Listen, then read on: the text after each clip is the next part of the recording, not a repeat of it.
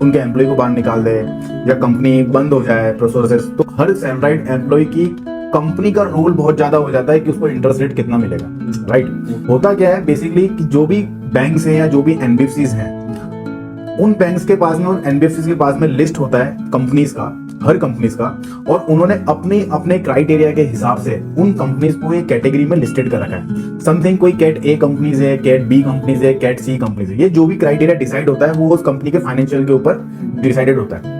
तो अभी कोई कंपनी, अगर कोई कैट ए कंपनी, कोई बड़ी कंपनी, बहुत बड़ी कंपनी है, कैट ए में लिस्टेड है, उससे छोटी कंपनी होगी तो कैट बी में होगी, उससे कोई छोटी होगी तो कैट सी में होगी।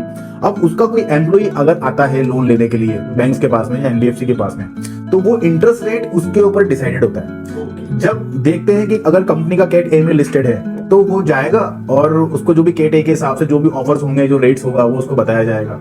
अब होता क्या है कि ये जो मैंने आपको भी क्राइटेरिया बताया कि कंपनी की लिस्टिंग प्रोसेस होता है, कोई कंपनी कैट ए में लिस्टेड है, कोई कैट बी में लिस्टेड है। इसके अंदर प्रोसेस क्या होता है कि हर बैंक की एक अलग क्राइटेरिया होता है, ये लिस्टिंग का जो कंपनी का प्रोसेस होता है। ऐसा भी हो सकता है कि ये जो कंपनी है ये यहाँ पर कैट ए में लिस्टेड है, एक्स बैंक में कैट ए में लिस्टेड है, जो दूसरी जो अब वो बैंक में जाएगा वाई बैंक में, वो वहां पर कैट बी में लिस्टेड हो सकती है। या फिर मे बी पॉसिबल ऐसा भी हो सकता है कि वहां जहां पर वो कस्टमर गया वहां उसकी कंपनी कैट बी में लिस्टेड है, कोई दूसरी बैंक में गया तो वो कंपनी कैट ए में लिस्टेड है।